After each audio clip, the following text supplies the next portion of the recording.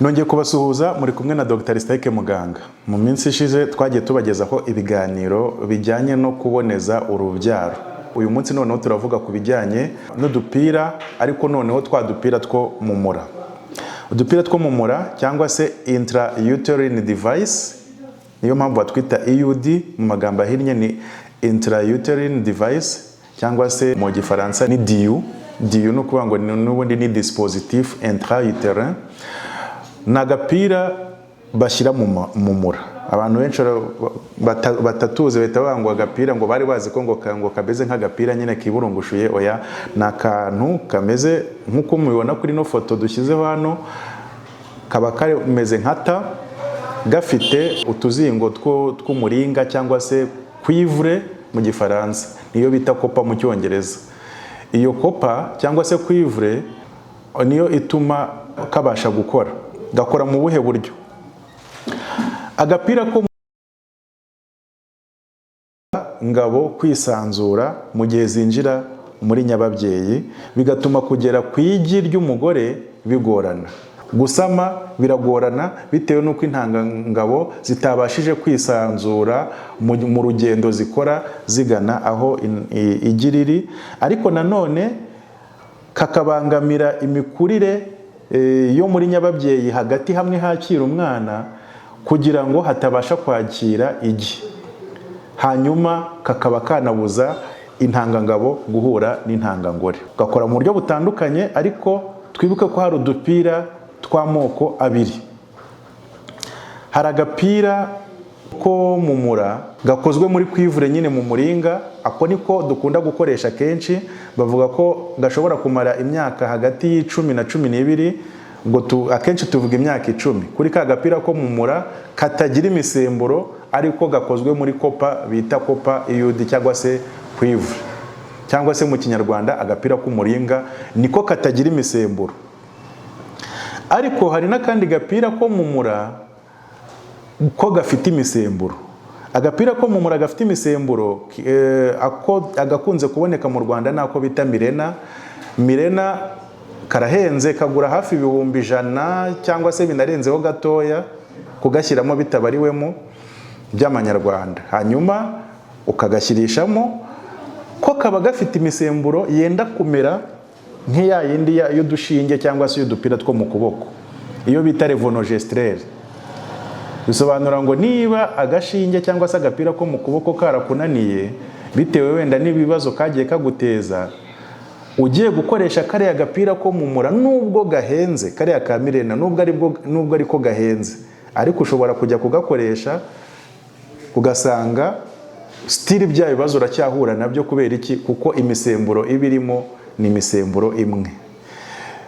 Aka kandi rero ko gakoresha uburyo butandukanye cyane n'ubw'imisemburo. Bisobanura ngo inshinge cyangwa se udupira two mu kuboko biramutse bikunaniye, gukoresha agapira ko mumura niwo mwanzuro mwiza. Ubundi icyiza cyako ni uko n'umuntu utarabyara yagakoresha, kuko icyambere urumva nitwibanire, ntago kagira ziriya ngaruka z'imisemburo zo ngo karakubyibushya cyane, cyangwa ngo karakunanura, cyangwa ngo karagutera umutwe, cyangwa ngo ibintu nk'ibyo. Ntago gakunda kubigira. Nta kintu gahindura kuri mood cyangwa se ku bijyanye na sex. Bityo abantu niyo yaba atarashaka kugakoresha biba byoroshye ko ugashyiramo. Igihe washakira kugakuramo, nubwo kitwa ko ari ak'imyaka 10, uramutse umaze imyaka 2 wagakuramo, cyangwa 3. Igihe ushakiye kugakuramo, niba wumva igihe cyawe cyo kubyara kigeze, ugakuramo. Ikindi ni uko niko gapira, donc nibwo buryo bwo kuboneza urubyaro bwihuta guhita wongera gusama iyo umaze kugakuramo. Ariko nanone ntabwo bisobanura yuko ngo uzagakuramo ejo ugahita usama, kuko murabizi n'umuntu ushaka gusama nta kindi kibazo yakoresheje ashobora kumara amezi 2 cyangwa 3 atarasama, niyo yaba nta bundi buryo bwo kuboneza urubyaro yigeze akoresha. Murabizi ko umuntu ashobora gushaka akamara amezi runaka atarasama. So rero iyo ukuyemo agapira ukaba wamara ukwezi kumwe 2 cyangwa 3 utarasama, ntuzavuge ngo ni agapira kabiteye, ahubwo nyine ni bwa buryo gusama n'ubundi bitindamo, kuko ubundi akenshi agapira iyo umuntu agakuyemo hagati y'amezi 3 n'6 gusama biba byakunze. Rero byenda kumera nk'undi muntu wese ushaka gusama.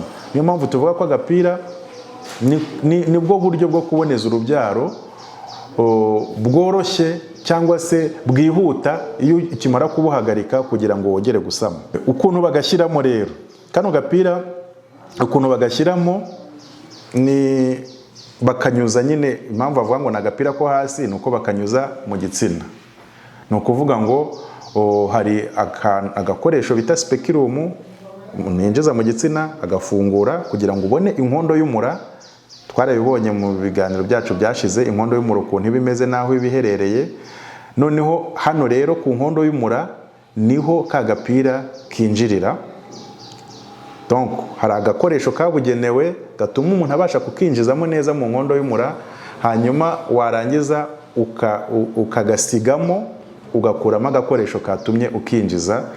Akapira rero ko gasigaramo ubundi kaba kari muri nyababyeyi mo hagati ahagana hejuru mu ntoza. Niyo mpamvu umuntu aza no kugacekingisha kugira ngo barebe ko kakiri mu mwanya wako. Ibi bihita bituma ngaruka nanone ku kintu abantu bakunda kuvuga ngo kari agapira ngo ingaruka zako ngo gashobora ngo kuzimira, ngo kakajya ngo mu bihaha ngo cyangwa ngo mu zindi nyama zo mu nda ngo bakakabura burundu. Ibi ngibi ni amakabya nkuru. Ibi ni amakabya nkuru. Kari agapira ntikajya kazimira, ntigashobora kuva muri nyababyeyi ngo kajya ahandi hantu, nta n'ibindi bibazo muri rusange gatera. Ntabwo gashobora kwimuka ngo kajya ahandi hantu. None se abantu babivuga babikuye hehe? Hari igihe ujya kwa muganga mu gihe cyo kukavanamo. Ubundi kano gapira nk'uko wabibonye gafite utuntu tw'utugozi tw'utudodo tukarenzeho. Noneho iyo turi kugashyiramo tugashyiramo ku buryo twa tudodo dusigara ahantu hafi ku buryo kuzadukuramo byoroha. Noneho hari igihe umuntu agashyiramo wenda nk'iyo bagashyizemo ukimara kubyara, cyangwa se iterisi yawe ikaba ifite espace nini, hari igihe bagashyiramo iterisi yakwikontractinga twa tudodo tugahita twihiniramo imbere ku buryo umuntu atatubona. Akenshi rero umuntu ajya kwa muganga niba wenda ari nko kuri centre de santé cyangwa ahandi badafite ibikoresho bihagije byo kugakuramo, kuko ubundi kugakuramo biroroshye. Ni ugufata twa tudodo ukadukurura kakavamo. Iyo twa tudodo utatubona urumva ntabwo wabasha kukavanamo, keretse ufite ibikoresho byabugenewe byinjira muri nyababyeyi mo imbere bikagakurura. Rero akenshi umuntu ajya kwa muganga, murabizi ko mu Rwanda twubaha abaganga cyane, kandi no kuri centre de santé niyo kuri yaba ari kuri poste de santé nyine ni umuganga. Iyo arebyemo akakubwira ati ntabwo ndi kukabona, ntabwo mu by'ukuri ari ukuvuga ngo agapira kavuye mu mwanya wako, ahubwo ni twa tudodo yagombaga gukoresha akavanamo atari kubona. Turiya tudodo ntitugaragara. Ntabwo bisobanura ngo agapira ngo karagiye, ngo kagiye mu mutwe, ngo kagiye ahandi hantu. Oya, ni twa tudodo twagombaga gutuma gakuramo tutagaragara. Kuba tutagaragara ntabwo bisobanura ko agapira kavuye mu mwanya, nta nubwo bisobanura ko kagiye ahandi hantu. Aka gapira rero iyo bavuze ngo ntabwo bari kukabona cyangwa se kazimiye, hari agakoresho kabugenewe umuntu yinjizamo muri nyababyeyi, kandi nabyo ntibitinda ntibinababaza, biba bimeze nk'uko kugashyiramo byari bimeze. Kuko kugashyiramo nabwo twinjira muri nyababyeyi tukakarambikamo. Kugakuramo nabwo iyo katagaragaza twa tudodo ku buryo umuntu uwo ari we wese yagakuramo, icyo gihe ujya kwa muganga ukareba umuginekologe cyangwa se ku bitaro byo hejuru aho bafite ako gakoresho kinjira muri nyababyeyi, barinjira bakagafata. Kenshi umuntu abikora ari kuri ecography, ubireba nyine aho agapira kari ukagenda ukagafata ukagakuramo. Nabyo ntibibabaza, ni ibintu bidakomeye. Ariko abantu babigendera bakavuga ngo rero ngo gashobora kubera ko umuntu bamubwiye ngo karazimiye, agahita yumva yuko kagiye kakajya ahandi hantu kure hatabaho, cyangwa se kagiye mu bihaha. Hari n'abavuga ngo karazamuka ngo kakagera mu bwonko. Ibyo rero ni ibihuha. Ikindi, hari abavuga ngo kabangamira umugabo. ngo umugabo ngo yari kubikora arakumva, stili ni bya bindi. Kari agapira cyakoze ikikamara kugashyiramo, ni nayo mpamvu dusaba check up. Hari igihe gashobora kuva mu mwanya. So nujya kwa muganga bakakubwira ngo kavuye mu mwanya, ntiwumve yuko kavuye muri nyababyeyi kakaba karagiye mu mwijima cyangwa ahandi hantu. Kuva mu mwanya nuko kaba kamanutseho wenda nka santimetero imwe cyangwa se donc katari hahandi twagashyize. Kamanutseho wenda santimetero imwe cyangwa ebyiri, ariko ntabwo bisobanura ngo kavuye mu mwanya kari karimo kagiye mu kindi gice cy'umubiri. Rero iyo kavuye mu mwanya wenda kakaba kamanutse hepfo, hari igihe gashobora kongera kakamanuka kagahinguka hahandi mu nkondo y'umura aho twakanyujije twinjira, noneho bigatuma umugabo yakora imibonano akakumva. Mu by'ukuri iyo umugabo akora imibonano akakumva, kakaba kamujomba cyangwa se kakamubangamira cyane, hari igihe kaba katari mu mwanya wako neza. Kuko iyo kari mu mwanya wako, ikintu cyonyine gisigara hanze ni utudodo, twa tudodo tuzatuma bagakuramo. Utu tudodo iyo tukiri dushyashya bakigashyiramo, tuba dukomeye ku buryo wenda rimwe na rimwe ushobora kubangamira umugabo akaba yatwumva, ariko natwo uko iminsi ishira, nka nyuma y'ibyumweru 2 ukwezi kagiyemo, twa tudodo ntabwo tuba tucyumvikana. Ariko nanone uburyo bwiza kugashyiramo ni uburyo bwo kugashyiramo twa tudodo umuntu akabanza agasa n'utugabanyije ku buryo hadasigara utudodo tureture hanze, noneho kugakuramo bikaba byakoroha, ariko nanone ntibibe byabangamira umuntu ukora sex. Ikindi bakavugaho ngo gatera ama infection kagira gute. Nibyo amahirwe yo kuba warwara ama infection ugafite yiyongeraho gatoya kurusha umuntu utagafite.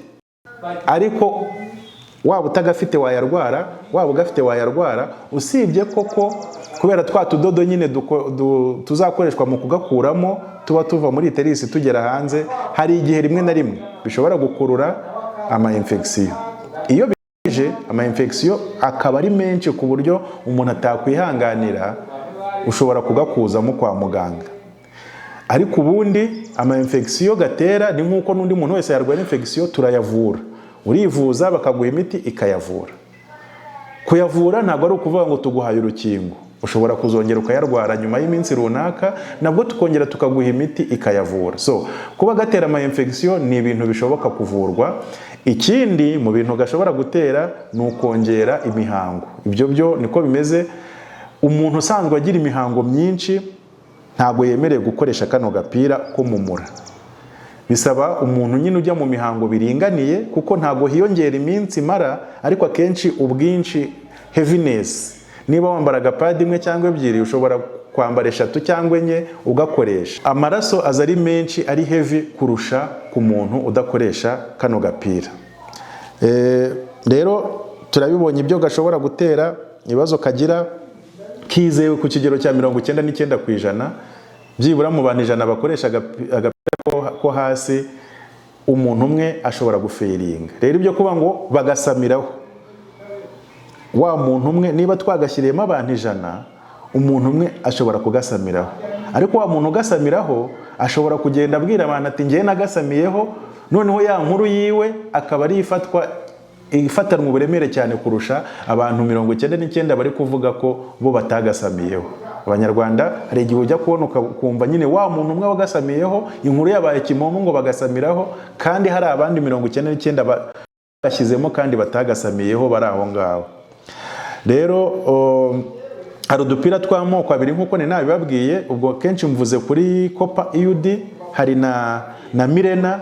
Mirena nayo it's the same, ariko yo kubera ko yo igizwe n'imisemburo, yo yitwara cyane cyane nka turiya dupira two mu kuboko cyangwa se mu mura. Iyo ukigashyiramo ushobora kubanza gusportinga, ushobora kuva hato na hato, ariko iyo kamazemo igihe akenshi imihango hari n'igihe ihagarara kubera wa musemburo nyine wa levonorgestrel. Hari igihe imisemburo ihagarara ukaba wamara n'amezi runaka nta mihango ubona. Ubwo hano ni ku gapira ka Mirena, ariko kugashyiramo no kugakuramo byose ni kimwe na kakandi ka Copper. Kuba gahenze ni ukubera aho gakorerwa n'inganda zigakora, ariko ntabwo ari ukuvuga ko ariko gakora neza kurusha kariya ka kopa gasanzwe. Ndatekereza ko rero ibyo twagombaga kuvuga kuri kano gapira ibyinshi turabivuze. Ntabwo kava mu mura ngo kajya ahandi hantu, ntabwo gashobora kwimuka ngo kajye ahandi hantu. Icya kabiri, kuvuga ngo kavuye mu mwanya ntabwo bisobanura yuko kagiye mu kindi gice cy'umubiri. Iyo ukoze ecography kavuga ngo kavuye mu mwanya, nuko kaba kimutse, kaba kamanutseho gatoya, cyangwa se kitambitse, cyangwa se katameze neza muri nyababyeyi, ariko n'ubundi kaba kakiri muri nyababyeyi, ntabwo ari ahandi hantu kaba kagiye. Kuvuga ngo ugiye kugakuramo barakubwiye ngo karazimiye, ntabwo ari ukuvuga ngo karazimiye kagiye ahandi hantu, ahubwo ni utudodo dukoreshwa bagakuramo tuba tutagaragara. Rero aka gapira ni kamwe mu dupira mu buryo bwo kuboneza urubyaro butagira imisemburo, ni kamwe mu buryo bwo kuboneza urubyaro ushobora gukoresha ako kanya kagatangira kukurinda ako kanya.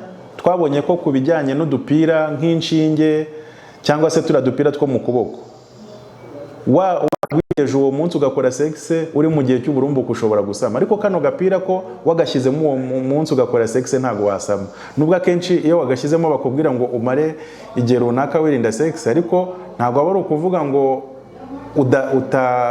udasama, ahubwo ni ukugira ngo wenda katava mu mwanya kabanze kamenyere. Kano gapira rero ikindi, niyo wagashyiramo wakoze sexe wenda like sexe wayikoze nk'ejo hashize cyangwa ejo bundi hatararenga iminsi 5, nabwo gashobora kukurinda. Niko karusho kako. Ku muntu ushaka kwirinda inda itateguwe ashobora gukoresha kano gapira. Niba nta buryo bwo kuboneza urubyaro wakoreshaga, umugabo akaba yaje mukabikora ukabyibuka nyuma, aho kugira ngo uhite ujya gufata agashinge cyangwa ubundi buryo bw'igihe kirekire, wakoresha agapira kuko ko gashobora kugufasha byako kanya. Hari byinshi wenda umuntu yavuga. Niba hari ibindi bibazo ntasubije muri iki kiganiro, mwanyandikira hano muri komenti